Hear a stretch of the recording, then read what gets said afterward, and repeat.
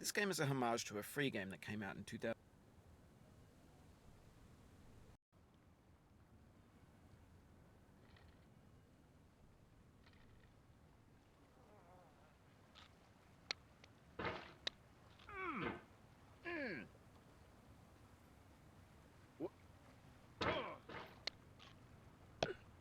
There's no feeling more intense than starting over.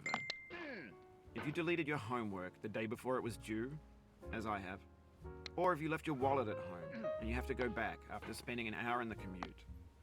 If you won some money at the casino and then put all your winnings on red but it came up black. If you got your best shirt dry cleaned before a wedding and then immediately dropped food on it. If you won an argument with a friend and then later discovered that they just returned to their original view. Starting over is harder than starting up. If you're not ready for that, like if you've already had a bad day, then what you're about to go through might be too much. Feel free to go away and come back. I'll be here. Alright, thanks for coming with me on this trip. I'll understand if you have to take a break at any point. Just find a safe place to stop and quit the game. And don't worry, I'll save your progress, always. Even your mistakes. This game is a homage to a free game that came out in 2002, titled Sexy Hiking. The author of that game was Jazuo, a mysterious Czech designer who was known at the time as the father of B games. And B games are rough assemblages of found objects. Designers slap them together very quickly and freely, and they're often too rough and unfriendly to gain much of a following. They're built more for the joy of building them than as polished products. In a certain way, Sexy Hiking is the perfect embodiment of a B game. It's built almost entirely out of found and recycled parts, and it's one of the most unusual and unfriendly games of its time. In it, your task is simply to drag yourself up a mountain with a hammer. And that act of climbing, in the digital world or in real life, has certain essential properties that give the game its flavor. No amount of forward progress is guaranteed. Some cliffs are too sheer or too slippery. And the player is constantly, unremittingly in danger of falling and losing everything. Anyway, when you start Sexy Hiking, you're standing next to this dead tree that blocks the way to the entire rest of the game. It might take you an hour to get over that tree, and a lot of people never got past it. You prod and you poke at it, exploring the limits of your reach and your strength, trying to find a way up and over. And there's a sense of truth in that lack of compromise. Most obstacles in video game worlds are fake. You can be completely confident in your ability to get through them once you have the correct method or the correct equipment or just by spending enough time.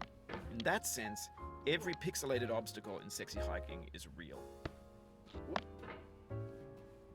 The obstacles in Sexy Hiking are unyielding, and that makes the game uniquely frustrating. But I'm not sure Jazuo intended to make a frustrating game. The frustration is just essential to the act of climbing, and it's authentic to the process of building a game about climbing. A funny thing happened to me as I was building this mountain. I'd have an idea for a new obstacle, and I'd build it, test it, and it would usually turn out to be unreasonably hard. But I couldn't bring myself to make it easier. It already felt like my inability to get past the new obstacle was my fault as a player rather than as a builder. Imaginary mountains build themselves from our efforts to climb them, and it's our repeated attempts to reach the summit that turns those mountains into something real. When you're building a video game world, you're building with ideas, and that can be like working with quickset cement. You mold your ideas into a certain shape that can be played with, and in the process of playing with them, they begin to harden and set until they're immutable, like rock. And at that point, you can't change the world. Not without breaking it into pieces and starting fresh with new ideas. For years now, people have been predicting that games would soon be made out of prefabricated objects, bought in a store and assembled into a world. And for the most part, that hasn't happened, because the objects in the stores are trash. I don't mean they look bad or that they're badly made, although a lot of them are. I mean they're trash in the way that food becomes trash as soon as you put it in the sink.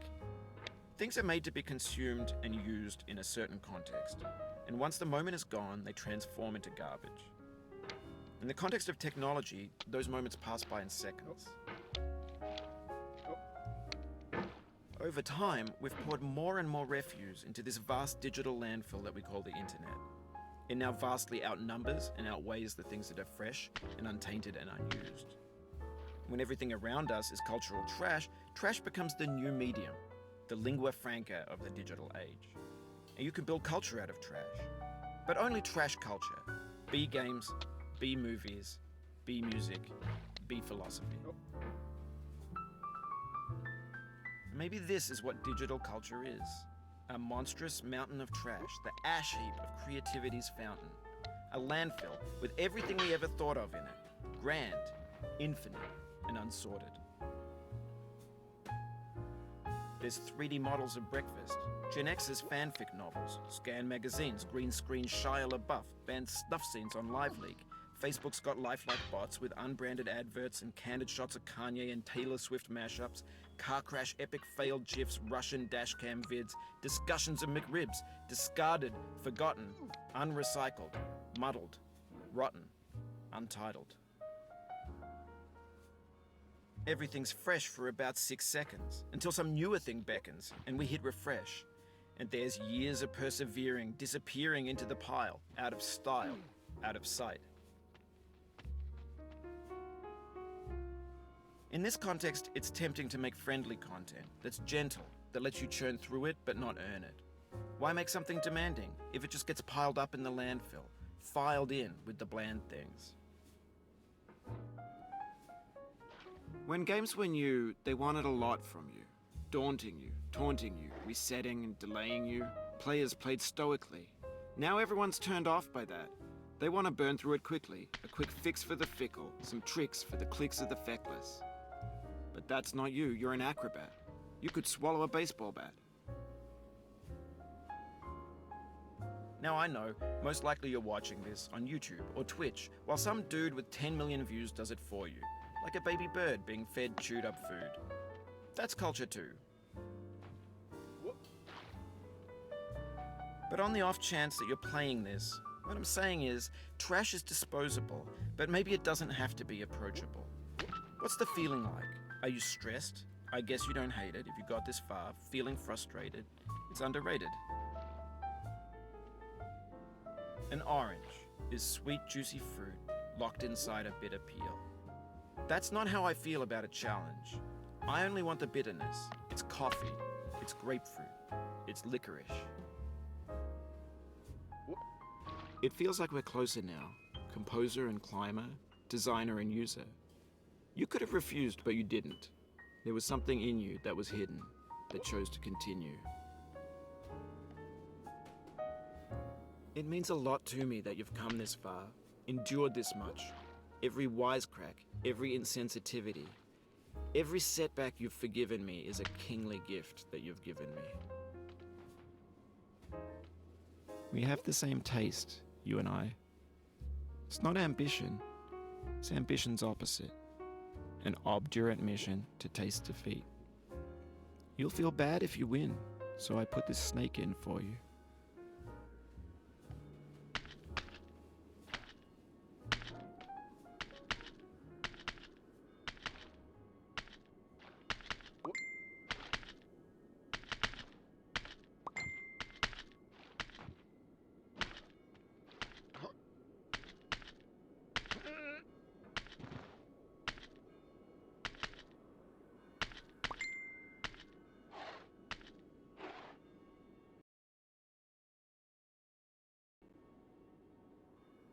Have you thought about who you are in this? Are you the man in the pot, Diogenes? Are you his hand? Are you the top of his hammer? I think not. Where your hand moves, the hammer may not follow, nor the man, nor the man's hand. In this you're his will, his intent, the embodied resolve in his uphill ascent.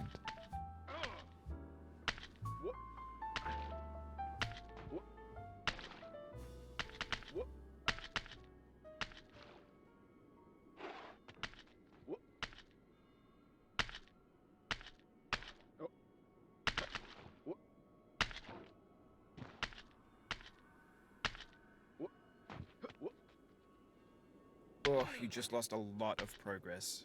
That's a deep frustration, a real punch in the gut.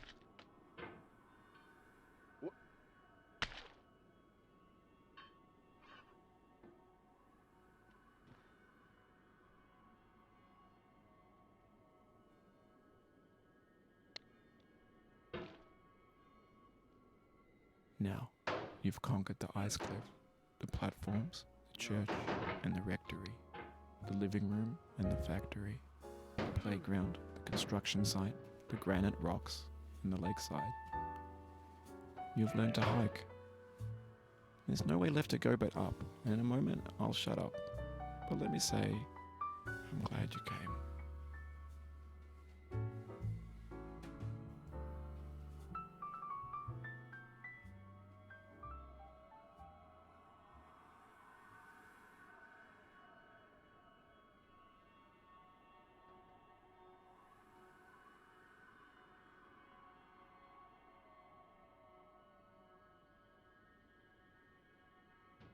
Oh.